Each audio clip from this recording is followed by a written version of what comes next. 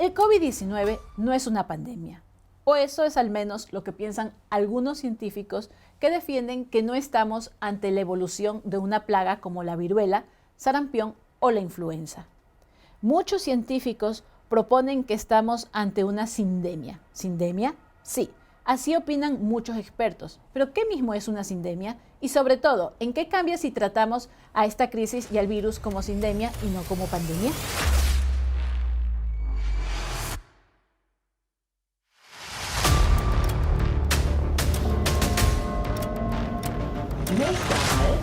Más de 1 millón de vidas es lo que hasta el momento nos ha dejado como saldo a nivel mundial el COVID-19 en menos de un año, que la Organización Mundial de la Salud la declaró pandemia en marzo del 2020. Hemos concluido que el COVID-19 es una pandemia.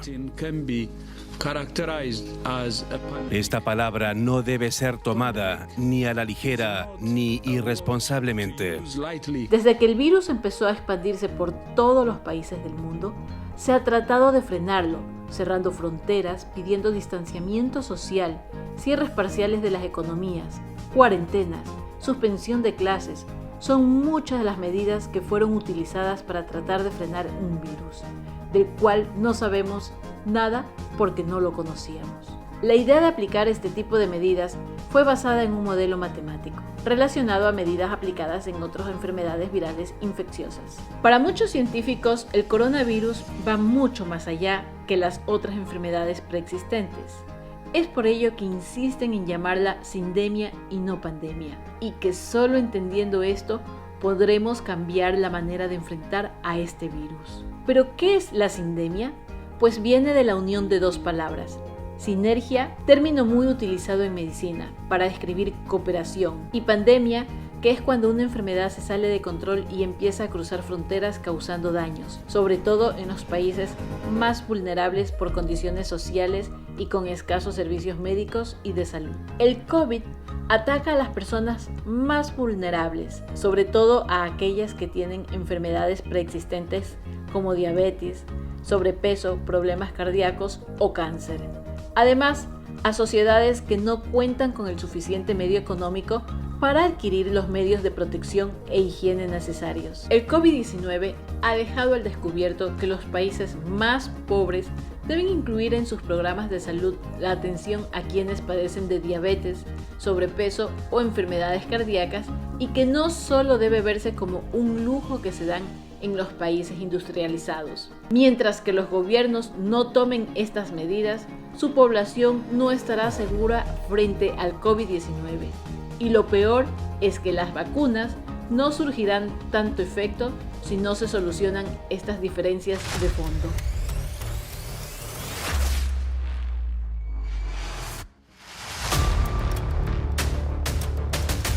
El mundo lleva meses viendo a países ricos como Italia, España, Inglaterra o Alemania que están contra la espada y la pared. Sus sistemas sanitarios colapsan y la segunda ola de la pandemia no da tregua a ningún método aplicado hasta hoy. La propagación del virus es constante y América Latina no está lejos de enfrentar también la segunda ola. Ecuador, como muchos países, se encuentran a la espera de la milagrosa vacuna, lo cual ha hecho que muchos depongan sus armas y se descuiden de seguirse protegiendo. Esta es tal vez la parte más peligrosa, ya que al tomar a la población desprevenida por segunda ocasión, traerá pérdidas mucho más graves. Hay sistemas públicos, privados, sociales con más o menos recursos, y esto puede causar el colapso sanitario mucho más rápido que en países como Italia o España. En general, América Latina dedica mucho menos dinero a la salud que muchos países europeos. Pero el problema no solo es de salud, sino también social y económico, ya que a diferencia de Alemania, por ejemplo, es una cuestión de supervivencia y subsistencia. Hola, soy Harold Hernández, periodista, productor independiente, y también tengo mi profesión de naturópata y terapeuta alternativo. Vivo en el barrio Pizulí, un sector urbano marginal en Quito, Ecuador, territorio periférico al noroccidente de la ciudad. La pandemia nos golpeó terriblemente en lo moral, en lo económico, en la convivencia. En mi familia somos 5 integrantes, 4 sobrinos y yo. Y también tenemos 7 perros y un gato. Y vivíamos laborando normalmente en las condiciones que la sociedad ecuatoriana lo podía permitir. Pero a partir de la pandemia, desde el encierro de cuarentena del 15 de marzo, han sido 7 meses con trabajo totalmente irregular, sin trabajo. A mí la pandemia me pilló solo con $80 en el bolsillo, y eso porque había hecho un pequeño trabajo. La empresa en la que yo laboraba, en la cual no he estado trabajando por 7 meses, me pagó como a los 2 meses de estar en el encierro de pandemia el dinero que se debía. Y para poder sobrevivir empezamos a optimizar recursos. Yo leí en alguna crónica de la Segunda Guerra Mundial que en épocas de crisis había que tener dotación de leguminosas y cereales.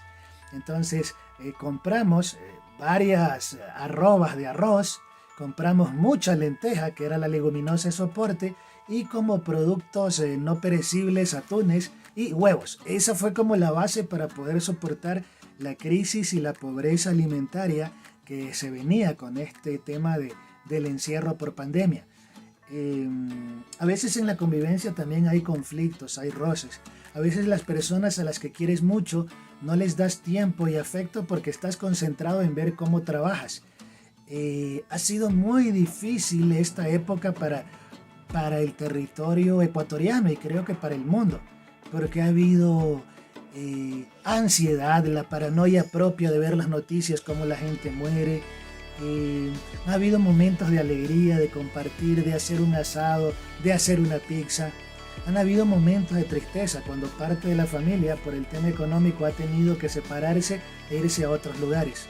Ha habido dolor en el corazón cuando personas que amas mucho se van de tu vida porque el propio proceso de encierro pandémico hace que cambien las cosas.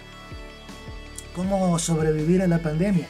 El tema espiritual es muy importante, la oración, la espiritualidad, tener un proyecto de vida, porque si tú no tienes una fe en el porvenir, te quedas atrapado en el dolor del pasado. Yo agradezco a Dios cada día que te regala de tiempo extra.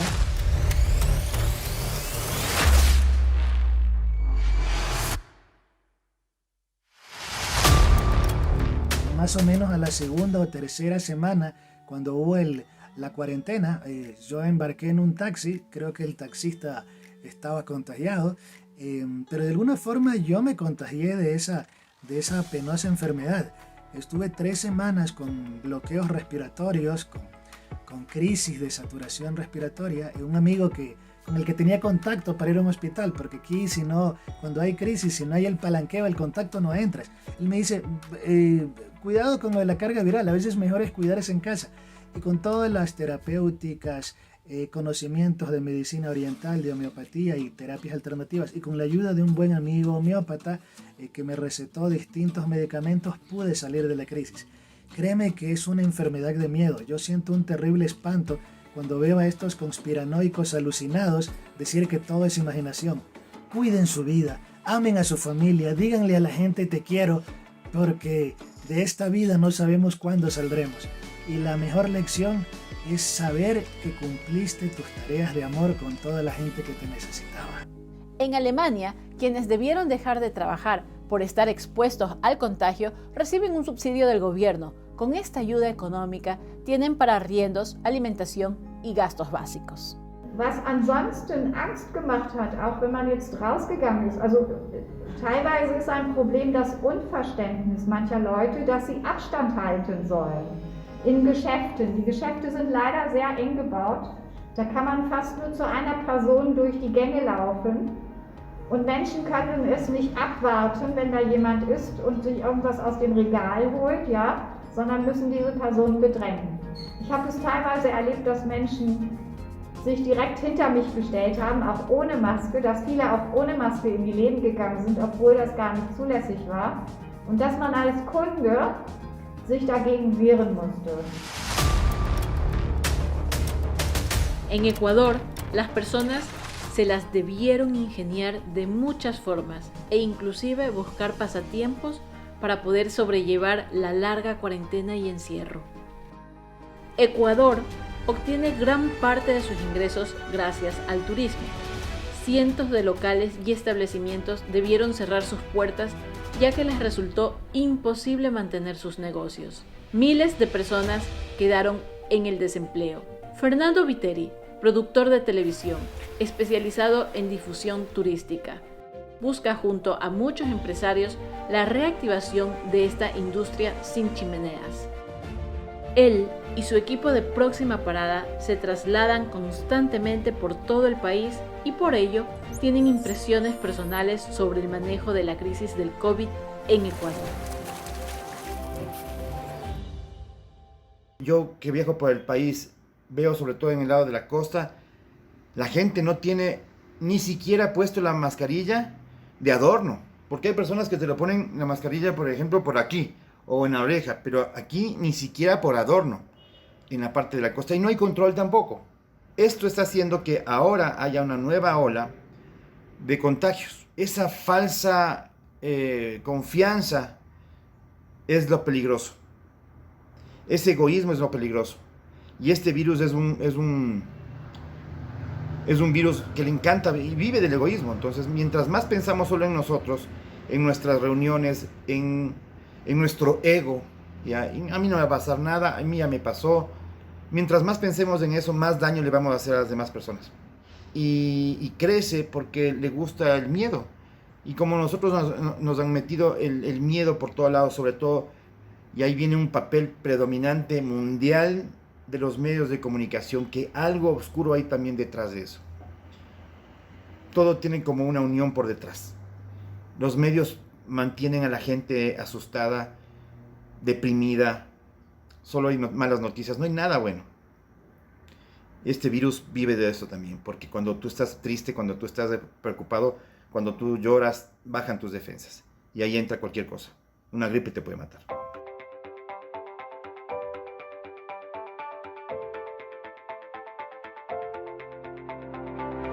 Aquí en Alemania, la disciplina ciudadana ayudó mucho a controlar la expansión de la pandemia.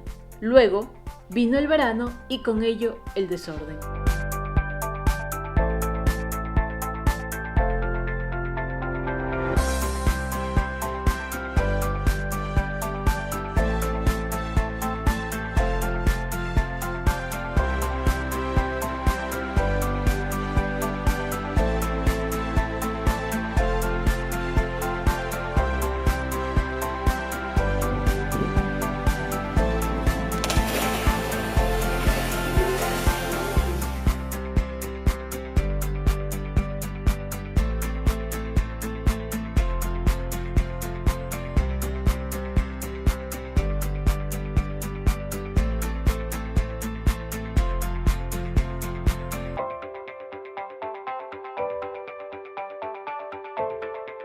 Ahora en otoño del año 2020, las cosas han cambiado bastante. Hay un nuevo semi-confinamiento, pero las personas se han vuelto un poco reacias y rebeldes. Ya no acatan las restricciones como al principio. Esto es claro, ya que en la primera ola no hubo mucho que lamentar en Alemania, así que su población no aprendió ni se asustó como en España o Italia. Ahora es obligatorio el uso de mascarillas en algunas calles y sobre todo en los transportes públicos. Existen diversas campañas publicitarias que hacen acuerdo al uso obligatorio de las medidas impuestas por el gobierno alemán. In Aufruhr und steht dennoch still. Wir senden euch Mut und Zuversicht. Dass sie gar nicht wirklich an uns denken müssen.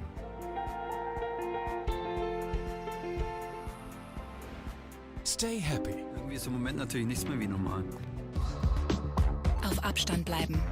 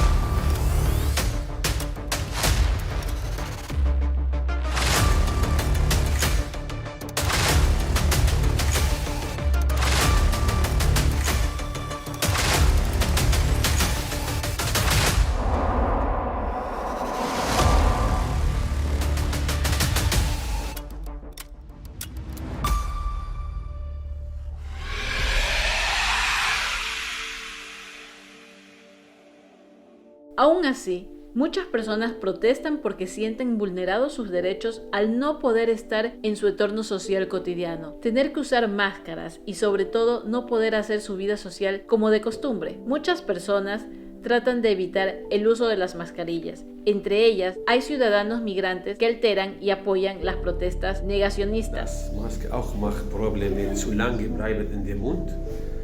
Und ich finde das auch nicht so viel gut. Ich finde das ein bisschen auch Problem. Ja, in 4 Stunden täglich jemand lassen, das auch kann man nicht neu atmen. Das Problem auch, ich finde das auch nicht so gut. Muss man immer Bakterien rausnehmen und neue Luft haben. A miles de kilómetros de Alemania, exactamente en Ecuador, ¿cómo se han organizado y protegido muchas personas? Yo no tengo para darte un peso, pero sí puedo darte un beso. Frente a esta pandemia nos organizamos como familia. Mi hija que vive cerca de nuestra casa con nuestros nietos y por otro lado vive mi hijo con su novia también no muy lejos de aquí. Hemos tratado de seguir los mismos protocolos para todos y un poco unificarnos en el sentido de que cada uno realmente cuida su seguridad y así crear un safe spot,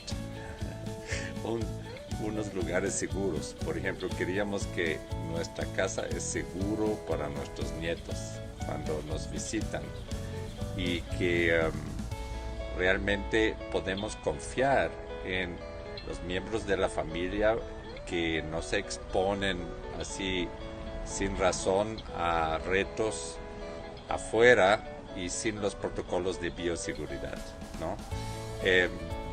Es a ratos difícil.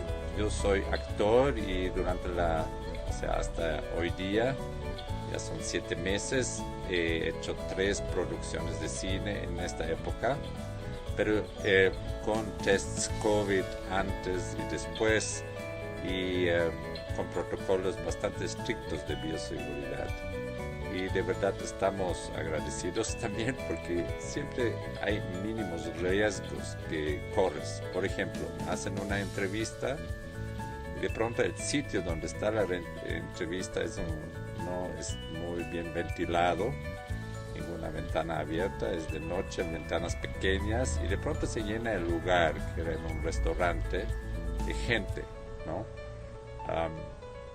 Esto de un momento al otro cambia tu sensación de que en este tipo de pandemia no estás seguro. Entonces yo pedí a los organizadores que guarden los protocolos, porque bueno, tengo 66 años, supuestamente soy parte de un grupo de riesgo, pero a ratos es difícil imponerte. Te vas con mis nietos, voy a salir a comer, vamos a un sitio donde hay grandes ventanas, abrimos esas ventanas y estamos sentados al lado o preguntamos a los dueños del restaurante que los abren si hay bastante gente en el lugar. Si hay muy pocos, porque sí, uno se demora un rato comiendo, ¿no? Un poco evitar que uno está prolongadamente expuesto a riesgos, ¿no? Eso básicamente creo que nos ha dado una seguridad de vernos y no de alguna forma ya no ves a tus nietos. O sea, cómo sigues la vida sin ese afecto y sin poder darles a estos niños que tienen 4 y 7 años el afecto que necesitan, ¿no? Y asimismo al resto de los miembros de la familia. La idea siempre ha sido de cuidarnos entre nosotros, compartir todas las últimas informaciones también, cómo mejor nos cuidamos y más que nada la idea es con los aerosoles que flotan en el aire en espacios. Bueno, en cuanto a la ciudad, yo vivo en Quito, más exactamente en una parroquia que es Tumbaco y yo creo que hay un montón de gente conscientes y hay un montón de gente bastante inconscientes de los riesgos a que se exponen. Pero hay lugares donde sientes la gente cuida cuida entrada, salida, cuida las mesas donde vas. Yo prefiero estos lugares si salgo, porque uno no se aburre bastante estar sentado en la casa todo el tiempo. Y me gusta identificar sitios donde siento seguridad. No me voy a sitios cerrados donde hay mucha afluencia de gente. Y sí hay esto aquí en Tumbaco, como hay jardines y hay casas afuera, entonces siempre se sigue. En general, en la ciudad, claro, hubo muy fuertes medidas de seguridad, de recluirnos en las casas durante bastante tiempo, lo que llaman como un extreme lockdown, que es la forma como se ha manejado en Ecuador, muy diferente a la forma como se manejó en Alemania, pero yo creo que en cierta forma es de acuerdo a las usanzas de la población, ¿no? Lo que no me ha gustado mucho que los políticos a ratos, tipo el alcalde de Quito, se juegan como los salvadores de la población. Simplemente hagan su trabajo, pero no se juegan su tarjeta política como que controlan a nosotros y a la vez se hacen jugar como los salvadores. Eso es algo que me enoja mucho, porque un político está electo para que sirva, no para que se proyecta más a raíz de cuestiones de salud, ¿no? Y obviamente nos han horrorizado todos los mensajes que en épocas tan vulnerables como esta nos han robado a lo lindo también. Y creo que esto necesita desde los ciudadanos una respuesta en las elecciones. Soy Nelson Román, artista visual y ambientalista. Sobre el tema de la pandemia, quiero manifestarme que ha sido una experiencia muy difícil, pero que con el tiempo se aprende si uno quiere conservar la vida, que es importantísimo, aplicando todas las reglas de seguridad, que es ponerse la mascarilla, tener la distancia que corresponde y poder lavarse las manos, todo lo que lo han manifestado los expertos.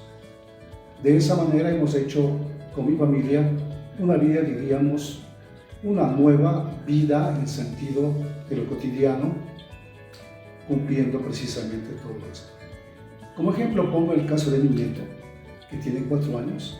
Él se pone su mascarilla, se lava las manos y de esa manera tenemos un ritmo, una cotidianidad, diríamos, que nos permite hacer las cosas, que nos permite también trabajar. Pienso que es fundamental tener conciencia de eso, no estar en grupos grandes, en donde, como mercados por ejemplo, en donde sí puede haber esa posibilidad de contagio. Esto sí es realmente importantísimo, que sigamos precisamente con un comportamiento en el cual nos permite tener una nueva vida en ese sentido. Y la seguridad. Los ecuatorianos también están en muchas partes del mundo, lejos de sus hogares y familiares, quienes nos contaron de qué manera tuvieron que sobrellevar la crisis del coronavirus a tanta distancia de su patria. Aprovecho esta oportunidad para enviarte un abrazo cordial para ti, tu esposa, tu familia, y pues nada, estaremos en contacto en otra oportunidad. En cuanto a la pandemia, la estamos afrontando con mucha disciplina, cumpliendo el formato sanitario mundial, mascarillas, guantes, distancia social y el aseo personal. Es todo lo que puedo decirte de momento. Gracias por esta oportunidad. Un abrazo gigante. Hola, soy Monse y vivo en España. Cuando empezó la pandemia, la gente estaba muy obediente, muy respetuosa de cómo se llevaba todo, con la cuarentena. La gente era muy cuidadosa. Ahora, bueno, y también estaba muy animada, muy con fuerza de lucha, con el resistiré, los aplausos y dando ánimos y autoanimándose. Y ahora es un poco más como que la gente se ha relajado un poco, los jóvenes especialmente, un poco irresponsables. El uso de la mascarilla, como es obligatorio y la gente tiene miedo de que les multen, pues es más por eso que mucha gente le estorba y no lo quiere hacer, no le gusta, en realidad es incómodo.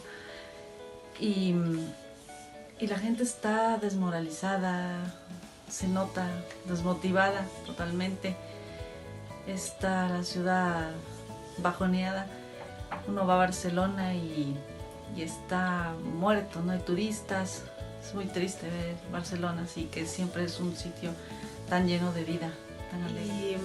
Y cuando venía a la casa después de trabajar, tenía angustia de limpiarme totalmente, de no contagiar a mi hijo, de no... Cuando iba al trabajo, yo trabajaba en ese tiempo en un asilo de ancianos, aquí les dicen residencia, y no les pase nada a los abuelitos por mi causa, porque yo era la que iba y venía por la ciudad, aunque no hubiera gente. Gracias a Dios no pasó, pero también era triste oírles a los abuelitos decir cosas como que este bicho lo han inventado para deshacerse de nosotros los viejos, que les estorbamos, y realmente eso ellos sentían, percibían, escuchaban, y era triste verles hablar así también a los abuelitos. Nosotros con mi familia procuramos enfrentar toda la pandemia tratando de aprender cosas nuevas. Hoy hay varias plataformas que te permiten estudiar nuevas cosas, continuar con nuestros proyectos, mismo sea online, y mantener una actividad física, mental, continua que nos ayude a seguir adelante. Un abrazo a todos ustedes. Soy de Ecuador, Guayaquil, resido en Nueva York, Queens. La pandemia, gracias a Dios, mi familia aquí en Estados Unidos, en Nueva York, estamos bien. No nos ha dado el COVID todavía, gracias a Dios. Y ahora la vida en Nueva York con la pandemia, diría yo que está Nueva York, no solamente Nueva York, el mundo de cabeza. En Nueva York las cosas están muy serias, hay mucha gente infectada. Con la pandemia no había ni siquiera hospitalidad, o sea, para la gente que está enferma no había tantas eso de oxígeno, en fin, es una locura porque demasiada gente, diría yo, demasiada gente. Parece mentira cuando decían que era una pandemia que va a haber. Yo lo tomé como que ok, como si nada, pero después ya cuando ya vi la cosa seria, a los pocos días, en marzo, me comencé a preocupar y en mi cabeza rápido pensé en mi familia y dije, ¿qué será la pandemia? Nos vamos a morir todos, y cosas por el estilo que se le pasa en la cabeza. Te digo que las cosas han sido bien difíciles. En Nueva York la gente ha perdido mucho trabajo, ha cerrado compañías, gente que se ha deprimido, gente que debe mucho, se han endeudado. La más triste es haber visto tanta gente, tanta familia que perdieron sus seres queridos, gente adulta, niños, jóvenes, personas conocidas de uno que ni siquiera se imaginaban. Pero como siempre digo, estamos aquí y no sabemos mañana. Entonces, el saber eso de que tantas personas murieron y no pudieron ver a sus familiares, no le pudieron dar la despedida, Eso se veía aquí. Ahora que estamos en noviembre de 2020, ahora ya están, si alguien se muere con COVID, les dan, o sea, como hasta un tanto por ciento de personas que pueden tener en la funeraria. Pero antes no podían hacer eso, solamente hacían el Zoom. No importa quién sea, si eres de color claro, oscuro, o adulto, niño, si tienes dinero o no, pobre o rico. Si la pandemia fue dura para alguien que se infectó en COVID y sea millonario y se murió, quiere decir que ni el dinero lo compra. Tú no puedes comprar tu salud con dinero. Entonces eso te enseña mucho que no importa que lo que eras, cuando te toca tu partida, te toca, no importa si seas rico, pobre o de color. La pandemia en París la hemos llevado con mucho sosiego. Estando en casa, encerrados, sin poder salir, la única diversión fue la televisión.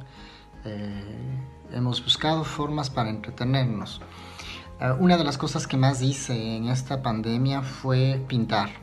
Tengo un hobby, no me considero pintor ni artista de ningún género, pero me ayudó muchísimo a ocupar mi cabeza en otras cosas que en las inquietudes que la pandemia generaba.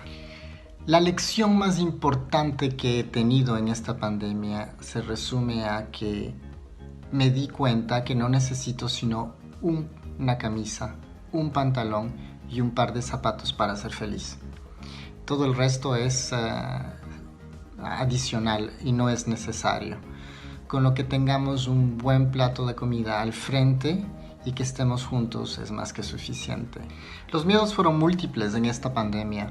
El miedo a perder los seres queridos estando y viviendo lejos. Es muy difícil no poder ayudar y dar una mano cuando las cosas se ponen feas en el Ecuador.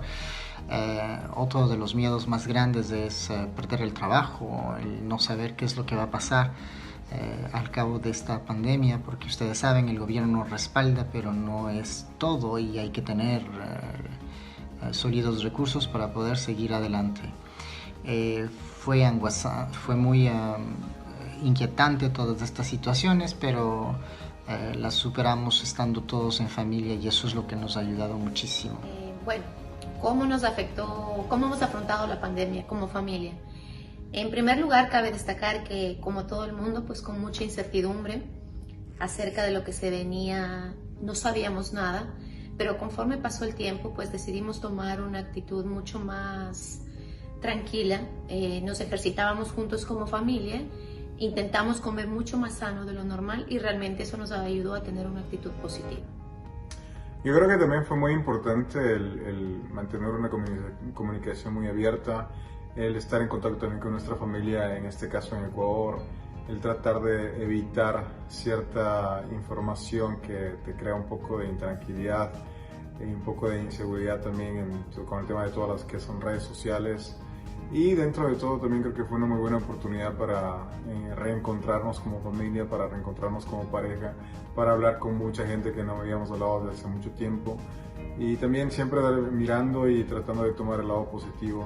Yo creo que eso ayudó muchísimo para pasar una época que obviamente fue dura para toda la humanidad, para todos los familiares, para todos los amigos, pero fue también muy productiva desde el punto de vista de respeto, desde el punto de vista de ponerse en los zapatos de las otras personas y desde el punto de vista también de tolerancia.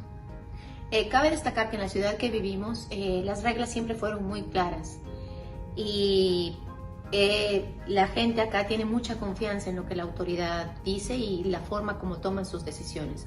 Eso nos ayudó realmente a saber que estábamos en buenas manos y que siempre pensaron en la gente en cuanto a decisiones. Creo que lo más triste es obviamente la pérdida de vidas humanas, ¿no? A nivel creo que mundial los números hablan por sí solos. Otra de las consecuencias creo que más tristes también es especialmente en nuestro país, el tema de la corrupción. El ver cómo los valores son tan, se puede decir, están totalmente fuera contexto, ver cómo que a pesar de la situación que mucha gente ha sufrido, mucha gente ha pasado por cuestiones, se puede decir, inimaginables desde el punto de vista de perder seres humanos, incluso desde el punto de vista económico, pero a pesar de eso que vemos que el prójimo está pasando por una etapa dura, hay ciertas, se puede decir, personas que tratan de aprovecharse. Creo que eso es muy doloroso también desde el punto de vista humano en primer lugar. Es muy doloroso también ver que la sociedad en sí está, se puede decir, como un cáncer totalmente arraigado. Y es muy doloroso también ver que dentro de todo no se ve como un futuro muy transparente o muy cercano en el tema de recuperarnos de esa situación. Otra cosa que creo que fue también triste, la falta en ciertos momentos, creo, de solidaridad de ciertas personas. Fue también muy triste ver que, bueno, al menos nosotros experimentamos en ciertos casos que mucha gente se colocaba por delante de tal vez personas que estaban un poco desprotegidas o personas que necesitaban de cierta manera extra ayuda. Yo creo que para nosotros también fue muy doloroso el no poder visitar a nuestra familia y saber sobre todo que ellos se encuentran en una situación aún más difícil que la nuestra. Eso sí nos tenía como un poco de incertidumbre y nos inquietaba mucho. Yo creo que lo principal que dentro de todo me quedó a mí es apreciar más el tiempo que se disfruta con familia y de segundo ser más empático, aprender a ponernos en el lugar y en los zapatos de las otras personas. No todos tenemos la misma forma de salir adelante y yo creo que eso a mí me ayudó mucho, a ser un poco más empático. Creo que tal vez la lección más importante de todo este tiempo definitivamente fue el entender o el tratar de colocarse en los zapatos de las otras personas desde muchos ámbitos, tanto en la parte personal, en la parte económica, inclusive con las autoridades, con las sociedades, con los gobiernos. Mirar también cómo las dinámicas o las reacciones de las personas, independientemente de su condición social, su condición económica, su cultura, varían tremendamente, aún a pesar de que obviamente el challenge y el reto era exactamente el mismo. Comment j'ai survécu à cette pandémie? Déjà en restant enfermé, parce que c'est super important pour nous et pour nos proches et pour toutes les autres personnes. Et ensuite, psychologiquement, je dirais grâce aux appels vidéo, avec les amis, avec la famille, parce que c'était très important de garder le contact et de ne pas se sentir seul, ne serait-ce qu'avec les classes virtuelles aussi, pour savoir aussi comment nos professeurs, par exemple, vivaient cette situation, la ressentaient, et de ne pas se sentir seul par rapport à tout ça. Donc ça, c'était vraiment très important. Ce que j'ai appris d'une pandémie, déjà en général, c'est que ça se transmet très rapidement, plus que ce que je pensais. Et ensuite, que c'est super important d'être bien entouré, de ne pas se sentir seul, de garder un contact, parce que sans ça, vraiment, on peut se sentir seul et vivre une situation très pénible. Ce qui m'a fait le plus peur, c'est de ne pas savoir quand est-ce que ça allait se finir. Même si aujourd'hui, ça reste encore flou. 3 mois d'attente, c'est long, et on n'a qu'une envie, c'est de savoir, d'en voir le bout, ne serait-ce. Après, ce qui pouvait aussi être effrayant, c'est du jour au lendemain, de se réveiller et d'apprendre qu'un de nos proches, ou un ami à nous, avait attrapé le Covid et était dans un cas critique. Et dans ces moments-là, c'est pas vraiment ce qu'on voudrait apprendre, parce que c'est déjà dur. Alors, ne serait-ce qu'une nouvelle comme celle-là, c'est encore plus dur.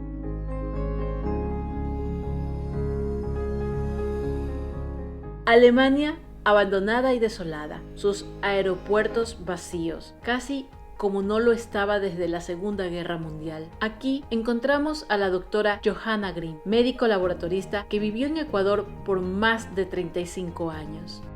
Das deutsche Gesundheitssystem ist weltweit mit am besten. Der erste Lockdown in Deutschland war lange nicht so streng wie der in Ecuador. 80% der Deutschen befolgen die Regeln, die die Politiker mit Hilfe erstklassiger Wissenschaftler aufgestellt haben. Angst hatte ich bisher keine, doch Respekt vor der teilweise unberechenbaren Krankheit. Für Menschen, die Medikamente brauchen, könnten diese knapp werden.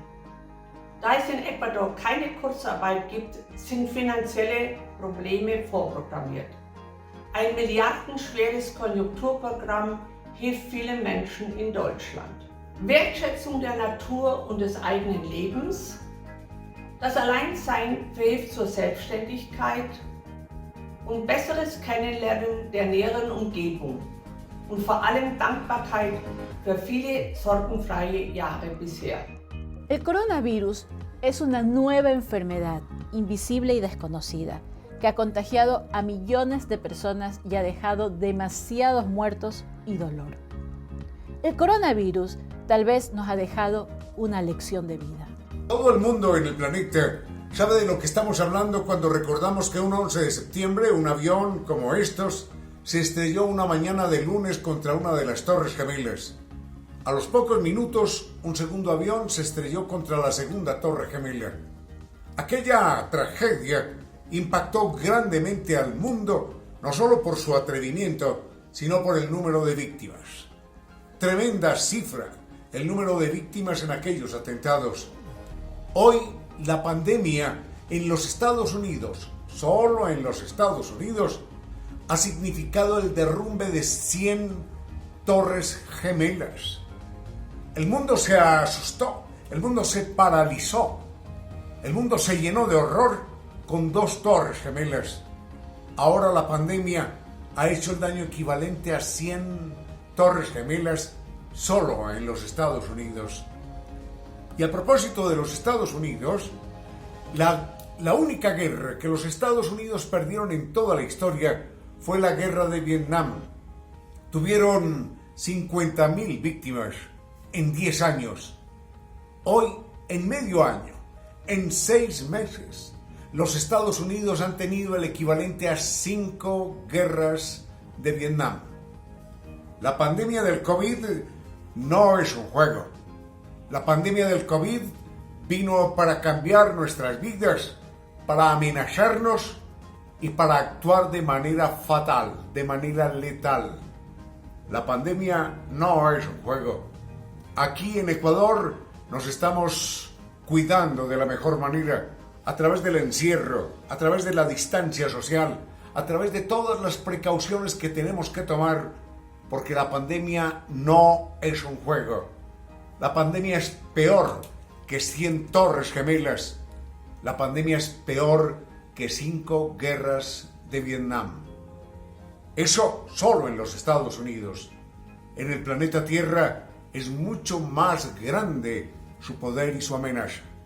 Vamos a cuidarnos todos, por todos, para que definitivamente todos juntos, guardando las distancias, podamos salir de este mal momento. No tengamos miedo, eso sí, preparémonos para seguir viviendo, tal vez con un nuevo orden mundial.